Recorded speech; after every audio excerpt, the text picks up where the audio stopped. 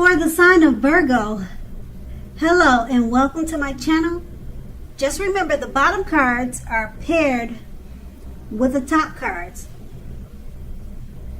So Virgos, in the recent past we have the Tower card. Now this can be, but not necessarily, an indicator of a relationship that needed to end or was about to end.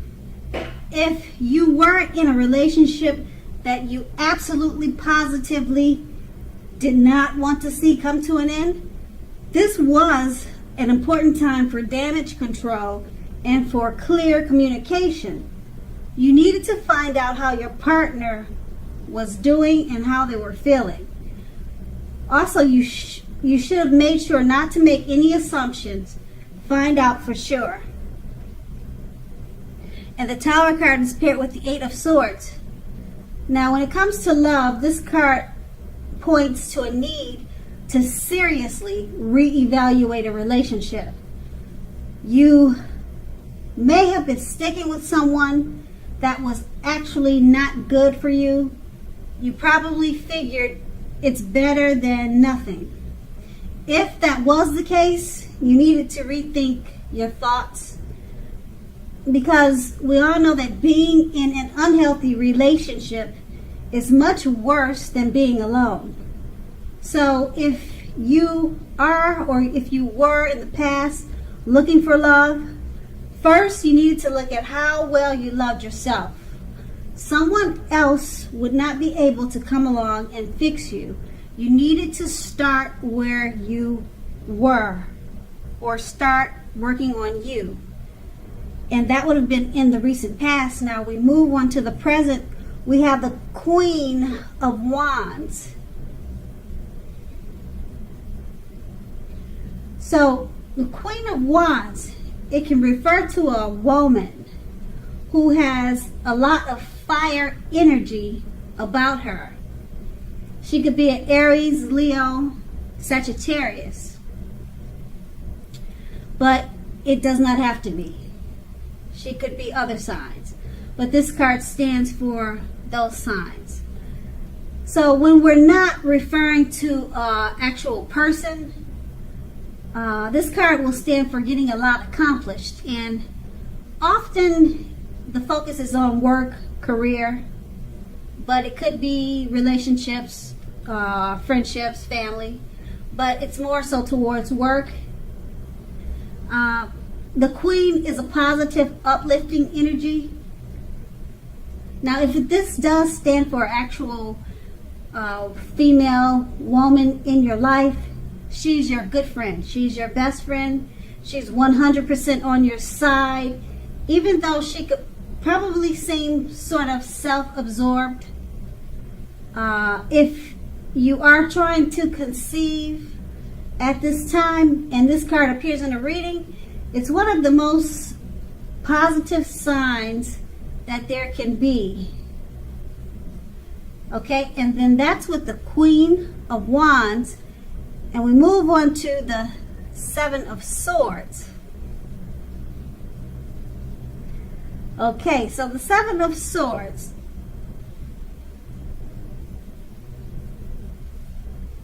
I think that card is upside down, but I hope you can make it out. But I'll explain it to you. So sorry about that. Now the Seven of Swords, it can point to someone who is behaving with less than ethical intentions. Someone's not doing the right thing by you or in regards to you, or you could be doing that to them. Now, it sometimes could mean that they're prying into your life, or prying into someone's life where they don't belong. This could be you or someone else. Now, if you sense that someone is spying on you, then you're probably right. Also, if you are tempted to dig through someone else's life, go through someone's garbage, unless it's that of your children, your kids, or a child that has given you cause for concern, you need to resist that impulse, because we all know that everyone deserves privacy. Okay, and then that is the present. And with these two cards paired together, the Queen of Wands, it's about a female, a woman in your life, or she's about to come into your life. She's very fiery. She makes a very, very good friend. It stands for a woman in your life. It could be your mother, it could be your sister, your best friend, or it could be someone coming into your life. And she's there for you 100%. And it's paired with the Seven of Swords. Now, because the Seven of Swords is about behaving with less than ethical intentions, or prying into someone's life, I'm not sure if this female is such a positive energy, she wouldn't be doing that to you. So maybe you're suspicious and you'll be doing that to her. Now, a lot of people think good things just don't happen, or they just don't come by that easy. So maybe you'll be spying on her to see if she's really as such as a true blue as she seems. So it just depends on your situation with this female woman. But that's what those two cards are pretty much saying. And that's in the present. Now we move on to the challenge. We have the Justice card. Now this card deals with the ideal of karma and the law of cause and effect. So it's important to remember that not everything you're dealing with is a direct result of your own actions or karma. Just remember that sometimes you'll be called upon to deal with the results of the actions of someone else you care about. And remember that this can sometimes be as difficult and demanding as it is when you're up against something that is completely of your own making. So make sure, don't blame yourself unnecessarily. If you are directly involved in a court case, it is likely to be resolved, at least in a large degree, in your favor. And that's with the Justice card, and it's paired with the Fool card. Now the Fool card is always an indicator of newness in one form or another form, in one way or another way. So in many ways it indicates purity, open-hearted energy, and the innocence of a child. Children are trusting, and trust forms the basis of meaning for this card.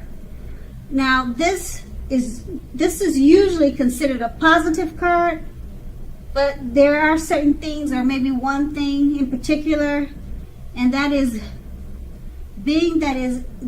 would be being that it is important to take time to be sure that you are looking where you're going. You have to make sure you watch your steps. Pay attention to where you're going. Trust yourself to take a step into the unknown. That's one thing. But doing it without any thought whatsoever will be a big mistake, as you can clearly see in this picture. It depicts the situation perfectly. And so, with these two cards paired together, the Justice card, it's about dealing with one's own karma. Or it deals with the ideal of karma and the law of cause and effect. So it's about karma, and it's paired with the Fool card. Take time to be sure you're looking where you're going. So it's about open-hearted energy. such as the innocence of a child. Not paying attention to where you're going, just taking a leap of faith, can be foolish, a big mistake. And then, like I said, it's paired with the justice. So you pretty much don't want to take chances and just do whatever, because it might come back to bite you in the butt. If you just take a leap of faith, you might just fall flat on your face. So that's the challenge. You just watch your steps carefully. You don't want to be foolish about it, because the karma about it will come back and bite you in the butt. Okay, so after the challenge, we're going to move on to the outcome. We have the Eight of Wands. Now, the Eight of Wands, with this card showing up, you can clearly see the picture is stating a lot of things are up in the air. You're probably feeling frustrated and tired of waiting. Now, this card is a perfect indicator or a perfect sign that you have to be patient a while longer. You probably already have done all that you can do, but now decisions must be made by other people. So when this card appears, nothing seems to be moving ahead. Don't try to force things, as that will pretty much backfire on you if you do. Just remember that sometimes our actions, they're all in the wrist. W-R-I-S-T. They're in the wrist. All you can do now is to put your best out there and see where it lands. You've put your best out there, now just wait. That's pretty much what you can do, or what you'll probably be forced to do, is just wait. And it's paired with the Knight of Pentacles. Now this points to messages. Often with messages regards to money and finance, but it could be something else, another matter, another situation. But since it's the Pentacles, Pentacles are about coins. So we'll say this card is reading about coins. But like I said, it doesn't have to be. Particularly if you don't have any, so it wouldn't pertain to you. But the Knight of Pentacles, you're likely to finally receive news that you've been waiting on. And the news is good news. Now, it's a very practical card. The Knight tells us to pay attention to the mundane and normal parts of our lives. A wise man once said, take care of the little things and the big things, they'll all fall into place. So, with this card, it asks you to look at how you're handling your affairs, and is a groundling influence. It's a very profound, it's a big influence. Okay, so these two cards paired together, the Eight of Wands, about things being up in the air. You're just waiting on situations, matters, things to either happen or to finish or to start. You're tired of waiting, you're frustrated, but it's paired with a Knight of Pentacles. Those messages or whatever you're waiting for, it's coming in, and it's more than likely to be good news. So whatever you're waiting for, it's coming, it's right around the corner, and you'll love what you hear. So patience is a virtue, and it looks like it's paying off for you, particularly if you're dealing with finances and money. Good news is coming towards you with this Knight of Pentacles. So with the Eight of Wands, the wait was worth it, and that's the outcome. So Virgo, I hope this resonated. As you know, general readings, they don't always resonate with everyone. And then again, if you like this reading, please like, subscribe, leave a comment if that's what you care to do. I thank you so very much for watching, and I hope you have a great day.